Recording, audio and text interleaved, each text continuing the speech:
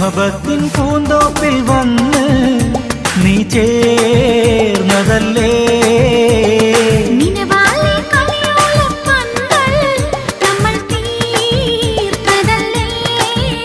എന്നും കരിമിഴിയിൽ കമറൊളിയായി നീ എത്തും ചാരേ